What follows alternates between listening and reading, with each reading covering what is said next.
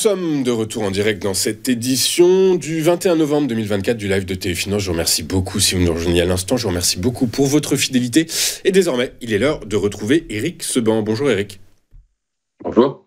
Merci beaucoup Éric d'être avec nous ce matin. Éric, simple question, est-ce qu'on assiste à un retournement de tendance sur le DAX ? Non, toujours pas, et même je dirais le contraire. On voit que le DAX résiste au contraire aux tentatives de baisse, puisque mardi il y en a eu une seconde, la même que mercredi dernier, avec une tentative donc de passer encore un cran plus bas sous 19 000, mais un petit peu plus bas que la semaine dernière. Et puis ça a été, comme la semaine dernière, un échec, puisque les prix sont remontés vers 250, 260. Alors ça s'est passé l'après-midi. Tout est pareil en fait, tout s'est passé pareil, tout s'est déroulé de la même façon. Et puis hier encore, après un rebond de 250 points, on était autour de 19 000, 19 250, 60. On est retourné vers 19 000. Et puis ce matin, il y a pas mal de volatilité. J'étais en train d'essayer de comprendre pourquoi. Je vois en fait, finalement que c'est le manque de densité. Il y a assez peu de contrats échangés pour bouger quand même. Avant 9h, on a quand même fait moins 80, plus 80. C'est quand même beaucoup, c'est assez inhabituel, avec finalement assez peu de contrats. Donc il y a surtout beaucoup d'hésitation autour de ce niveau, d'hésitation, de volatilité intraday, mais pas de volatilité implicite sur les options. Ça n'a pas changé depuis la semaine dernière. Et puis, bien qu'on ait essayé une seconde fois, après, donc la semaine dernière, je rappelle, on est passé sous 19 000 temporairement, échec, on est repassé au-dessus largement, et puis rebond. Après ce rebond, mardi, on réessaye de passer dessous, on voit que ça ne fonctionne pas, on fait un rebond, on y retourne vers 19 000. À la fin, on va se dire ça va casser. Mais finalement, c'est pas ce que pense la majorité des opérateurs, puisque hier, je regardais la volatilité des implicites des options à la monnaie sur décembre et également sur mars, puisque le contrat DAX est trimestriel, pour voir un peu s'il y avait des perspectives de stress éventuellement. Mais il n'y a rien, la volatilité, elle n'a pas bougé, c'est-à-dire qu'on n'est pas en recherche de protection au moment où ça baisse. Je vous coupe un instant, Éric. Alors moi aussi, figurez-vous, depuis que j'échange avec vous, je regarde la volatilité implicite sur le DAX. Elle évolue quand même un peu à la marge, notamment pour les contrats de décembre.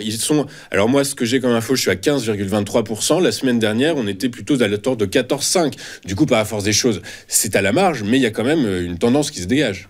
Oui, mais c'est très marginal. C'est-à-dire que ce sont des variations qu'on a déjà observées dans la même amplitude depuis des semaines. C'est-à-dire qu'on tourne autour de 15, voilà. Mais enfin, autour de 14, parce que on dépasse pas 15. Donc ça ne fait pas des amplitudes. C'est pas comme si on passait, par exemple, de 10 à 15. C'est pas comme si on passait de 15 à 30. Parce que c'est déjà arrivé, ce genre de choses-là, évidemment. Donc c'est plutôt de regarder comment la volatilité évolue. Et de semaine en semaine, elle n'évolue pas, bien que on vienne de 19 800. Elle n'a pas beaucoup évolué depuis. Donc il y a pas, ça traduit donc un manque de stress, enfin une absence de stress de la part des investisseurs long terme, tout simplement parce qu'ils ne sont pas en recherche de poudre. Si tout le monde se mettait à rechercher des poudres, des protections contre la baisse, vous auriez une forte hausse de la volatilité. Il n'y en a pas. Pourquoi ? Parce qu'ils sont déjà protégés. C'est ce qu'on répète depuis des semaines. Donc, oui, en effet, on peut imaginer deux façons de voir les choses. À force de retourner vers d'essayer de casser 19 000 à un moment où on va y arriver, ou bien à l'inverse, et c'est comme ça que pour l'instant, moi, je vois les choses, partant du principe qu'en effet, tout le monde est protégé, eh bien, plus on essaye de casser 19 000 et moins on y arrive, et moins on va y arriver. En fait, plus la probabilité d'y aller est faible. S'affaiblit. Donc, ça ne veut pas dire qu'on va rebondir, parce que de la même façon, on voit bien qu'on n'arrive pas à remonter jusqu'à 19 600. C'était le cas dans les 15 premiers jours de novembre, on arrivait à 19 000, un petit peu en dessous, boum, on repassait vers 19 600. On y est arrivé juste après l'élection de Trump et par deux fois. Depuis, on n'y arrive plus. 19 250, 60, voilà, c'est le maximum qu'on arrive à faire. Donc, on continue cette latéralisation, qui était d'ailleurs, souvenez-vous, le scénario dont vous me parliez la semaine dernière, et je vous confirmais qu'en effet, c'était le plus probable. C'est ce qui se passe, et c'est probablement ce qui va continuer à se passer, parce que si on ne peut pas baisser, et plus on essaye, et moins on y arrive, moins les probabilités sont fortes d'y arriver, et plus on constate qu'en effet, on n'arrive pas à rebondir, et plus partant de ces deux conclusions, en tout cas de ces deux analyses, constatation même, eh bien on peut en effet logiquement penser qu'on va continuer à latéraliser. Donc, alors après, il y a beaucoup de comment dirais-je de news. On va avoir aujourd'hui et demain beaucoup de news. Est-ce que ça va faire bouger le marché ? C'est possible, j'en sais rien du tout. Mais pour l'instant, c'est l'attentisme qui domine, mais il n'y a pas de stress du tout. Les marchés européens, en tout cas indices, sont en léthargie totale depuis 2 mois. On n'est pas du tout dans le même contexte qu'aux États-Unis.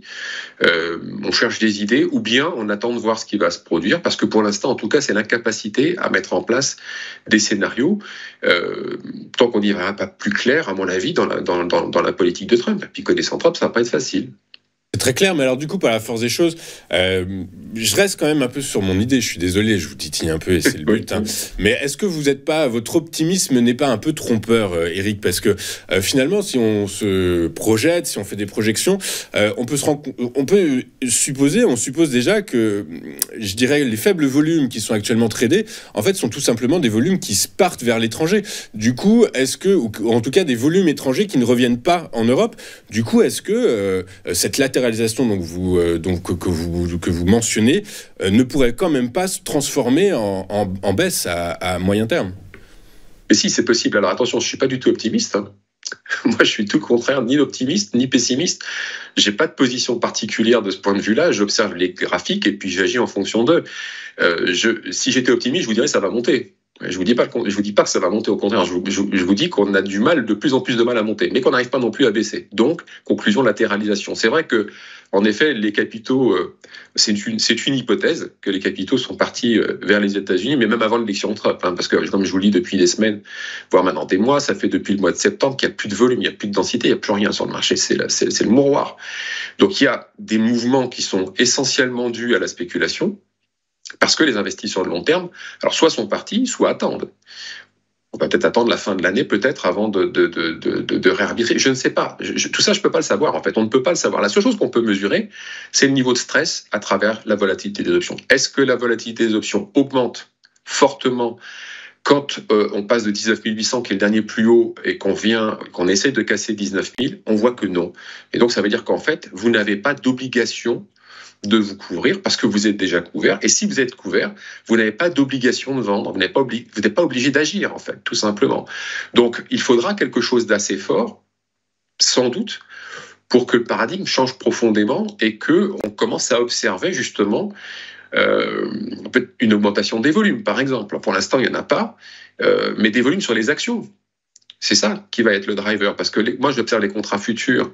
Les contrats futurs ne sont qu'une réplique de ce qui se passe sur les 40 valeurs du DAX. Alors parfois c'est aussi l'inverse. C'est un peu difficile de comprendre cette notion, que le contrat futur peut faire bouger les actions, mais ça c'est de l'arbitrage, c'est par rapport aux options, c'est extrêmement technique. Mais en effet, on peut logiquement penser les choses telles qu'elles sont le plus logiques d'être imaginées. Si ça baisse sur les actions, ça baissera sur les contrats futurs. Si le volume augmente sur les actions alors que ça baisse, en effet le contrat futur va également prendre le chemin de la baisse, mais c'est cette augmentation de volume quand ça baisse qu'on n'a pas. Il n'y a pas de volume quand ça baisse. Donc ça veut dire qu'en fait, il n'y a pas de contrainte de faire. Vous avez à la marge des gens qui sont obligés de sortir de position. C'est de la spéculation, c'est tout. C'est du très court terme.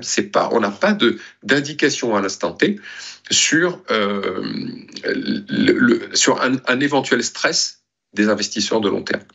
Ok, très clair. Bah écoutez, merci pour ce message. Donc par la force des choses, on comprend poursuite de la latéralisation avec une probabilité que ça latéralise plutôt dans le haut du range au cours des prochaines séances. Et l'évolution ce matin vous donne raison. On est nettement, on était à 19 001 points hier. Là, on est à 19 042 points en hausse. Donc a priori, voilà, ces 4 séances consécutives de baisse semblent être derrière nous maintenant.